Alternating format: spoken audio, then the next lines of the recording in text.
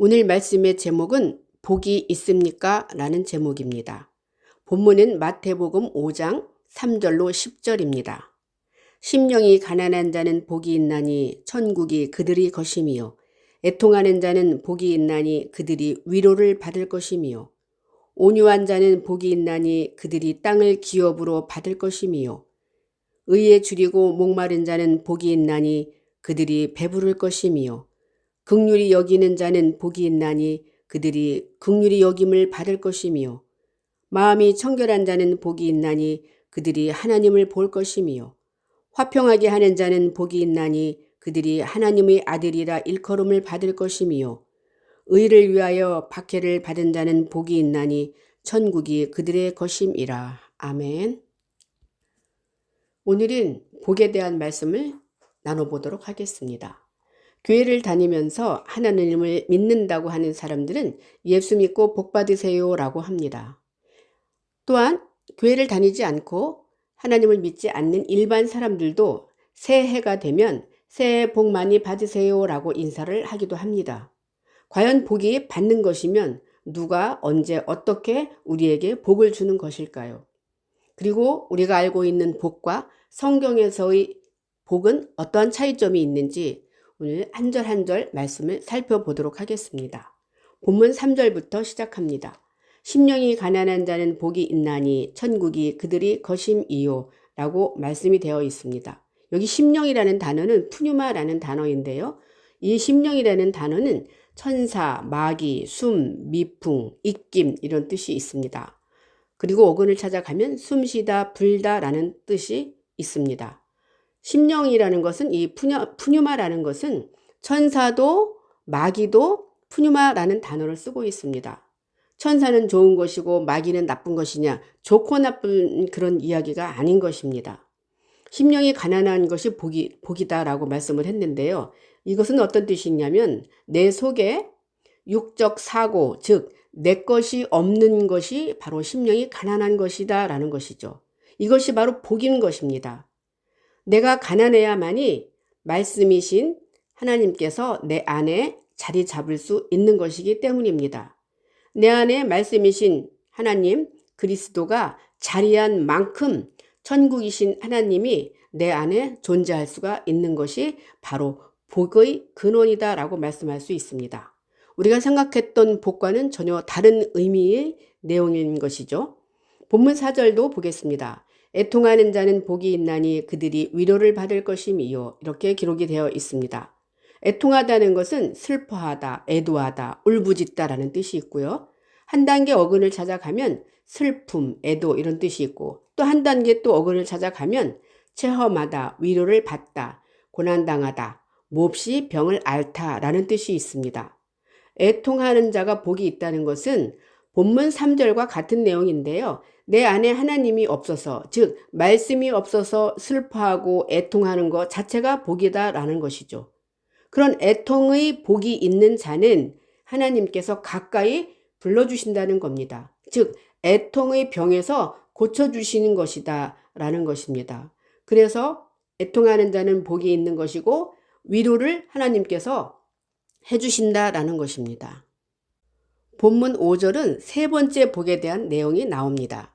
온유한 자는 복이 있나니 그들이 땅을 기업으로 받을 것이미요. 이렇게 말씀이 되어 있습니다. 온유하다는 것은 겸손하다라는 뜻이 있고요. 여기 땅을 기업으로 받는다는 것은 밖에 보이는 땅이 아니고 내 안에 마음 경작지 바로 이 땅을 기업으로 받는다는 것입니다. 기업으로 받는다는 것은 어떤 뜻이 있는지 보겠습니다.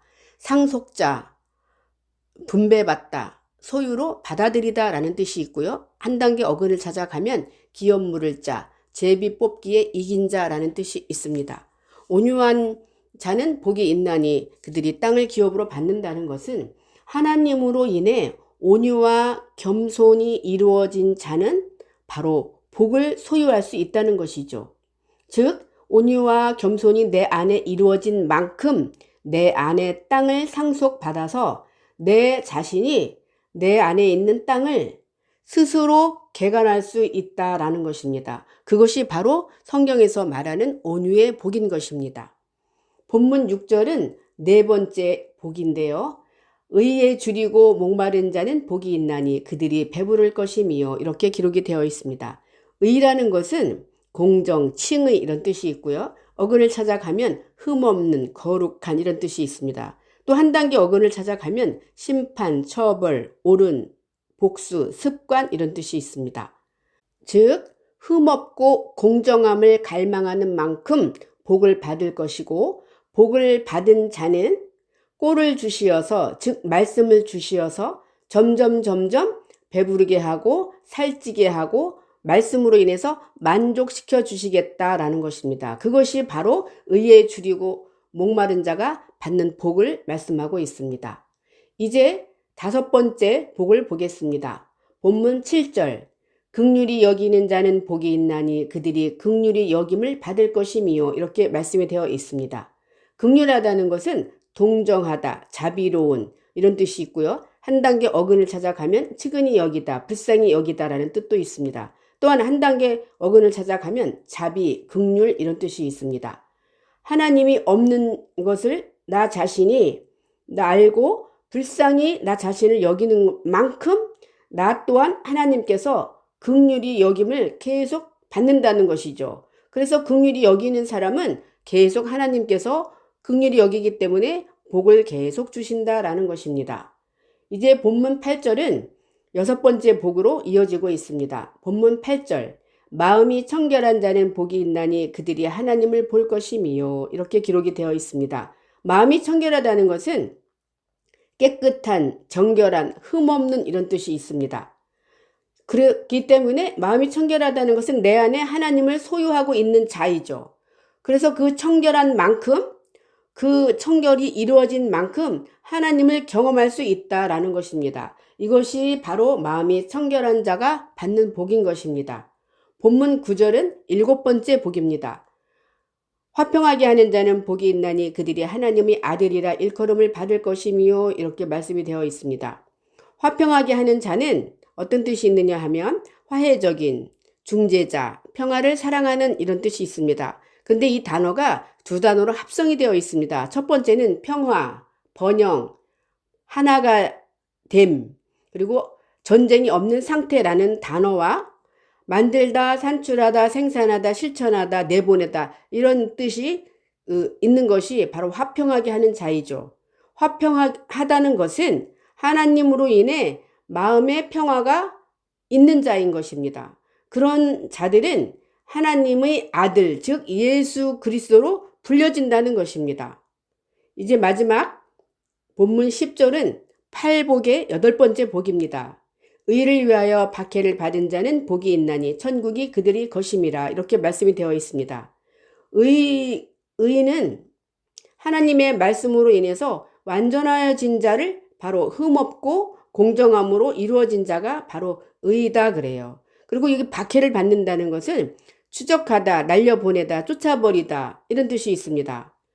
그래서 말씀으로 흠이 없고 공정함으로 되기 위해서 자기 자신을 즉 육적 사고를 쫓아버린 자, 박해가 끝난 것이죠. 자기 안에 의가 이루어진 자로서 그 사람은 바로 복을 받은 것이고 그 의로 인해서 의의 복으로 인해서 자신이 스스로 천국 자체가 되는 것입니다. 이것을 바로 성경에서 말하는 복이고 팔복이다라고 말씀드릴 수 있습니다. 이제 구약의 복과 신약의 복 몇 가지만 예를 들어 보겠습니다. 구약에서의 복은 구축하다, 무릎을 꿇다, 높이다, 인사하다, 저주하다, 송축하다라는 뜻이 있습니다. 여기 저주하다와 축복하다가 같은 복이다라고 볼 수 있습니다. 그래서 하나는 저주는 나쁜 것이고 또 하나 축복은 좋은 것이냐, 그 좋고 나쁜 이야기가 아니라는 것이죠. 그래서 구약의 복을 우리가 말씀을 어떻게 해야 되냐면 성경에서의 구약의 복은 하나님을 알고 내가 무릎 꿇는 거, 이것이 바로 복이다라고 말씀드릴 수 있습니다. 신약에서는 복이 행운, 복된, 최고의 축복, 행복한, 복이 있나니 이렇게 기록이 되어 있는데 또 다른 그 복에 대한 한글로 된 성경에서는 깨끗함으로 번역이 되어 있다는 것입니다. 그래서 신약에서는 복과 깨끗함이 같은 복이다라고 볼 수 있습니다. 즉 내가 하나님의 말씀으로 깨끗해지는 것이 최고의 복이다라고 신약에서는 그렇게 말씀드릴 수 있습니다. 구약에서의 복을 예를 하나만 들어보겠습니다. 시편 1장 1절로 2절. 복 있는 사람은 악인들이 꾀를 따르지 아니하며 죄인들이 길에 서지 아니하며 오만한 자들이 자리에 앉지 아니하고 오직 여호와의 율법을 즐거워하여 그의 율법을 주야로 묵상하는 도다. 이렇게 말씀이 되어 있습니다. 그래서 이 시편에서의 복이라는 것은 악인과 죄인들이 길에서 벗어나서 스스로 하나님의 말씀을 늘 묵상하고 즐거워하면서 하나님의 말씀을 늘 내 마음 안에 있게 하고 주야로 생각하는 것이 바로 복이다라는 것입니다. 신약에서의 복도 몇 가지만 보도록 하겠습니다. 누가복음 11장 27절로 28절. 이 말씀을 하실 때에 무리 중에서 한 여자가 음성을 높여 이르되 당신을 뵌 태와 당신을 먹인 젖이 복이 있나이다 하니 예수께서 이르시되 오히려 하나님의 말씀을 듣고 지키는 자가 복이 있느니라 하시니라. 이 뜻은 어떤 뜻이냐 하면은 하나님의 말씀, 즉 씨를 잉태하는 것이 복이다라는 것입니다. 그래서 이 복을 소유한 자는 행함이 있는 믿음, 즉 젖을 먹일 수 있는 어머니의 역할을 하는 것이 바로 복받은 자이다라는 것입니다. 누가복음 10장 23절로 24절도 복에 대한 것이 나오는데요. 보겠습니다. 제자들을 돌아보시며 조용히 이르시되 너희가 보는 것을 보는 눈이 복이 있도다. 내가 너희에게 말하노니 많은 선지자와 임금이 너희가 보는 바를 보고자 하였으되 보지 못하였으며 너희가 듣는 바를 듣고자 하였으되 듣지 못하였느니라. 이렇게 말씀이 되어 있습니다. 하나님의 말씀을 보고 들을 수 있는 것 자체가 복이다라는 것입니다. 야고보서 1장 12절도 보겠습니다. 시험을 참는 자는 복이 있나니 이는 시련을 견디어낸 자가 주께서 자기를 사랑하는 자들에게 약속하신 생명의 면류관을 얻을 것이기 때문이다. 이렇게 말씀이 되어 있습니다. 시험을 참고 시련을 견딘다는 것은 육신의 사고 방식으로 알던 하나님을 영적인, 즉 내 안의 하나님으로 받아들이는 것인데요. 그것이 쉬운 게 아니라는 것이죠. 그래서 그것을 바로 시련, 아픔을 견딘다라고 말씀하는 것이죠. 나 자신을 이기는 것입니다. 생명의 면류관을 그러면 소유할 수 있게 되는 것이죠. 그 시험을 참고 견딘다는 게 우리가 일생을 살아가면서 어렵고 힘든 일을 참고 견딘다. 물론 그것은 하나님을 믿든 믿지 않든 다 해야 되는 것입니다. 그러나 성경에서의 시험을 참는다는 것은 내 육신의 사고 방식을 내가 내려놓고 그것이 바로 시련을 견디는 것이다 라는 것입니다. 그게 바로 복이라는 것입니다. 요한계시록 16장 15절도 보겠습니다. 보라, 내가 도둑같이 오리니 누구든지 깨어 자기 옷을 지켜 벌거벗고 다니지 아니하며 자기의 부끄러움을 보이지 아니하는 자는 복이 있도다. 이렇게 기록이 되어 있습니다. 복이라는 것은 말씀으로 나 자신을 비추어서 벌거벗음이 아닌 하나님이 주신 옷을 내가 매일매일 갈아입어서 내가 깨끗해지고 부끄러움을 보이지 않는 것이 바로 성경에서의 복이다라는 것입니다. 이제 결론을 보겠습니다. 성경에서의 복은 마태복음 5장이 복인 것입니다. 또한 하나님의 말씀, 즉 들을 귀와 보는 눈을 소유하여서 내 육의 사고 방식을 버리고 끝까지 참고 인내하여서 하나님의 말씀, 즉 씨를 내 안에, 내 마음 안에 땅에 말씀을 잘 키우고 적용하고 삶으로 나타내는 것이 바로 성경에서 말하는 복입니다. 오늘 복에 대한 말씀을 마태복음 5장과 신구약을 통해서 몇 가지 예를 들어보았습니다. 그동안 내가 생각했던 복과 성경에서 말하는 복이 전혀 다르다고 하면 이제 성경에서 말하는 복을 내가 소유할 수 있어야 되는 것입니다. 복은 하나님께서 주시는 것인데 그 복을 내가 받느냐 받지 않느냐는 사람의 마음 상태에 따라서 복을 소유할 수 있느냐 없느냐라는 것입니다.